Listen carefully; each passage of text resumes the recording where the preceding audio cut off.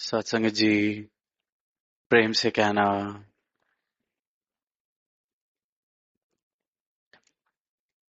सत्संगत, ये जो 77वां समागम और इसका भाग बनने का अवसर हम सबको मिला है।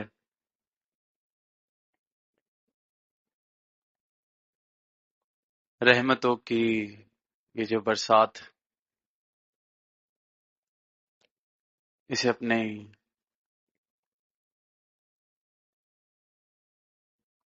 जीवन में इस बरसात में भीगने का अवसर जो हमें मिला है,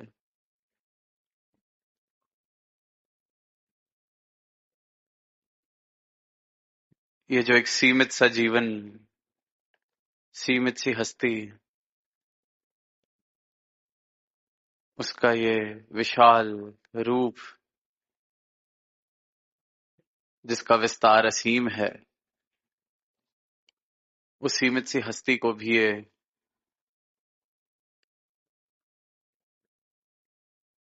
इतना भव्य असीम व्यक्तित्व मिला है। तो ये सिर्फ और सिर्फ केवल सदगुरु का परोपकार, सदगुरु की करुणा,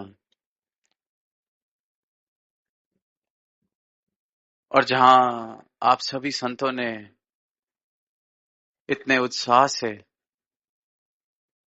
इस समागम में शामिल होकर अपना प्यार जाहिर किया है, पिछले चंद महीनों से सेवाओं में शामिल होकर अपनी श्रद्धा जाहिर की है, किस प्रकार जहां नजर जा रही है वहां भक्ति रस, आनंद, खुशियां, खेड़े, लहर उठी हुई है इन सब भावों की। तो ये सिर्फ और सिर्फ जब जीवन में सत्य शामिल हो जाए, ये परमात्मा शामिल हो जाए, तभी मुमकिन है।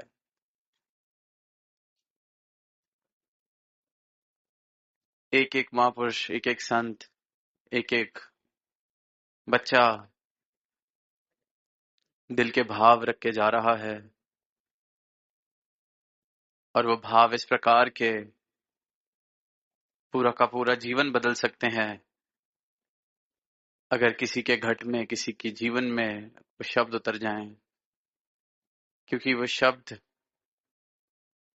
सिर्फ कुछ रट लिए गए शब्द नहीं, वो जीवन बोल रहा है, वो जिंदा शब्द है। क्योंकि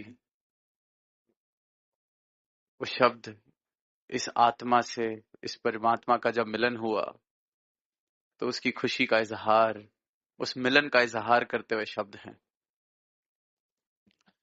और निरंतर हर एक संत ने विस्तार, इस असीम की ओर विस्तार किस प्रकार किया जा सकता है, या इस विस्तार से मतलब क्या है, अपने अनेक सुंदर भाव सबने रखे, हम सबने श्रवण किए, और शुरुआत सबने यही कि सदगुरु के चरणों के द्वारा जब ये भक्ति जीवन में आती है, ये ब्रह्म ज्ञान जीवन में आता है, इस परमात्मा के दर्शन जब मुझे हो जाते हैं, तो वो पहली सीढ़ी, इस परमात्मा को जब मैं जान लेता हूं, देख लेता हूं,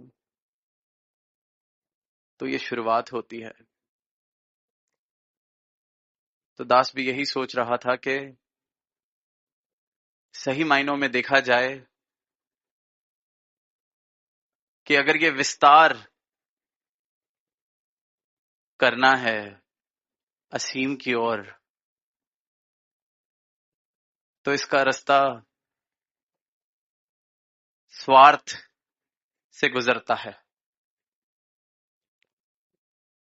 इस विस्तार की ओर अगर जाना है तो पहले स्वार्थ। अक्सर सुनते हैं स्वार्थ की परिभाषा कि बहुत स्वार्थी है, इसको सिर्फ अपनी पड़ी है, सिर्फ अपने बारे में सोचता है। पर इसी शब्द को अगर इस प्रकार देख लें कि स्वार्थ मतलब स्वयं का अर्थ, मेरा अर्थ, मैं हूं कौन, मेरा मूल अर्थ क्या है, ये सवाल जिसके जीवन में आया, स्वार्थ सही मायनों में जिसके जीवन में आया, अपने बारे में अगर कुछ सोचना ही है, अपने बारे में कुछ करना ही है, अपने ऊपर कोई परोपकार करना ही है, सही मायनों में स्वार्थी अगर होना है, तो जिस कारण ये तन मिला है, जिस कारण ये अवसर मिला है, इतना स्वार्थी मैं हो जाऊं कि इस कार्य को पूरा कर लूं जो सिर्फ और सिर्फ इस योनि में पूरा हो सकता है। इतना स्वार्थी मैं हो जाऊं कि इसका जवाब ढूंढ लूं कि मैं हूं कौन। खुद को जानूंगा तभी तो खुद के बारे में सोच सकूंगा, खुद को जानूंगा तभी तो खुद के ऊपर कोई परोपकार कर सकूंगा, कुछ हासिल कर सकूंगा। और इनकी कृपा से जिस जिसको भी स्वयं का अर्थ मिला है, जिसका ये स्वार्थ पूरा हुआ है, फिर उसका स्वार्थी होना सारी मानवता के लिए परोपकारी हो जाता है कि वो अपने अर्थ को, अपने मूल को इस प्रकार जानता है कि मोही तो ही मोही अंतर कैसा। खुद का अर्थ जानने के बाद मेरा स्वार्थी हो जाना या किसी ब्रह्म ज्ञानी का स्वार्थी हो जाना मतलब है कि सबका भला करो भगवान, ये मेरा स्वार्थ बन जाता है। तो ऐसा स्वार्थ मुबारक है जो स्वयं के अर्थ से शुरू होता है। इस सवाल से ही अध्यात्म, मुक्ति, मोक्ष की यात्रा शुरुआत। मैं कौन हूं, मेरा अर्थ क्या है, मेरा मूल क्या है। गौतम बुद्ध का जीवन देखते हैं, जब पैदा हुए अपने राज्य के राजा के इकलौते बेटे, तो उनको सिर्फ और सिर्फ सजावटें, सुनहरी चीजें दिखाई जाती थीं। पर किसी वक्त जब बाहर निकलना हुआ और देखा कि ये शरीर किस प्रकार ढल जाएगा, किस प्रकार जीवन में दुख आएगा, तो मानव के जीवन से भरोसा ही उठ गया कि अगर इसे जीवन कहते हैं तो ये तो जीवन ही व्यर्थ है। इसे अगर जीवन कहा जाता है कि आज ये जोबन चढ़ा हुआ है और कल इसने दरिद्र हालत में पहुंच जाना है, तो ये जीवन ही व्यर्थ है। और बस वहीं से शुरुआत हुई स्वार्थ की, स्वयं के अर्थ की। घोर तपस्या करते करते उस सवाल का जवाब मिला, तो वही सिद्धार्थ गौतम, गौतम बुद्ध हुए। और सिर्फ एक सार उस बात का कि जीवन सिर्फ ये नहीं हो सकता निद्रा भोजन भोग भय, और उसके बाद सिर्फ और सिर्फ ये दुख, हासिल कुछ होना नहीं, बस एक दौड़ के बाद दरिद्र सी हालत में पहुंचकर इस यात्रा को पूरा करना। अगर यही जीवन है तो ऐसा जीवन नहीं जीना। इसके पार भी कुछ अगर है तो उसको जानना है। और हर एक संत ने, हर एक पीर ने, हर एक पैगंबर ने यही एक आवाज मानव को दी है कि अपना अर्थ, अपना मूल पहचान लो।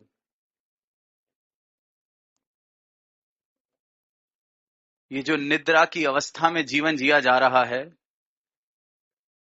इस निद्रा से जागृति की ओर विस्तार करो। क्योंकि निद्रा में जो जीवन जिया जा रहा है उसमें हासिल कुछ नहीं होना। जितना हासिल करने का प्रयास किया जाएगा उतना ही दरिद्र खुद को पाया जाता है। कुछ हासिल नहीं लगना। वो जो शेर की पंक्तियां आती हैं कि उम्र दराज मांग के लाई थी 4 दिन, 2 आरजू में गुजर गए 2 इंतजार में। कि 4 दिन के इस जीवन में 2 दिन आरजू में गुजर गए, आकांक्षाओं में गुजर गए, मांग में गुजर गए, और 2 दिन इंतजार में। और जब नजर घुमा के देखते हैं तो हर एक इंसान की ये हालत, हर एक जीवन इसी प्रकार निद्रा में चल रहा है। 2 दिन आरजू में, 2 दिन इंतजार में। जो आरजू कर रहा है, अगर जिस चीज की आरजू, जिस चीज की आकांक्षा वो हासिल हो जाए तो भी कुछ हाथ पल्ले लगता नहीं, तो भी व्यर्थ सा ही महसूस होता है, तो भी दरिद्र महसूस करता है। और हासिल ना हो तो वो जीवन इंतजार में दरिद्र हालत में पहुंच जाता है। 2 दिन आरजू में, 2 दिन इंतजार में। हर किसी के जीवन की यही कहानी, और इंसान निद्रा की अवस्था में यही जीवन जिए जा रहा है, जिए जा रहा है, जिए जा रहा है।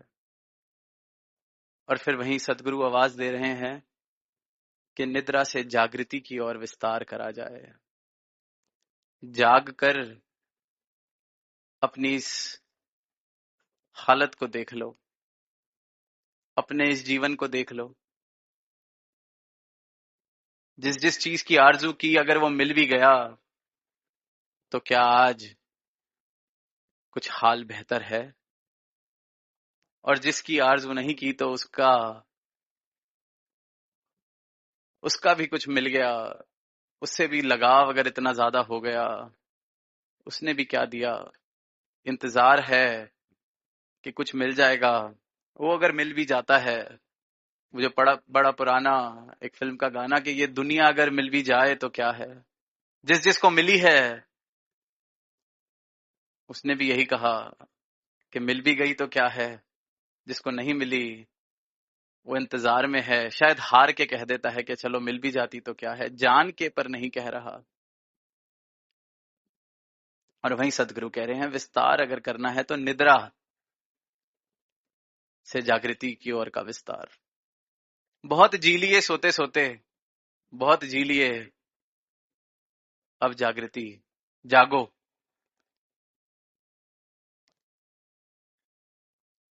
निद्रा की अवस्था इस प्रकार है कि मैं रोज वही गलतियां दोहराता हूं।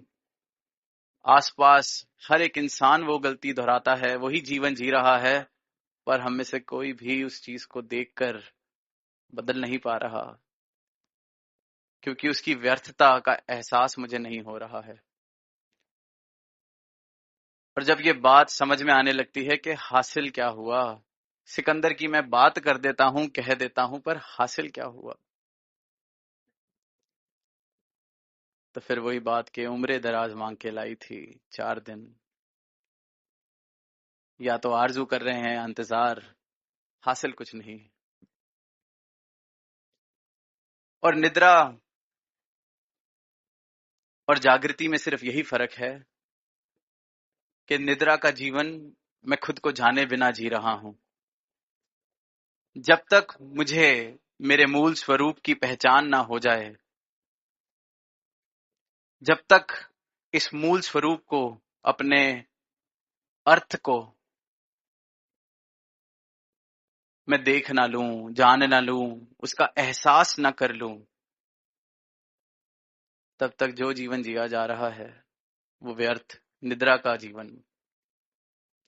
और जब जागकर ये सच्चाई मेरे सामने आ गई, मेरा मूल मुझे मिल गया, मुझे मेरी पहचान मिल गई, अपना चेहरा देख लिया, तो समझो कि सवेरा होना शुरू हुआ है, आंख खुलनी शुरू हुई है।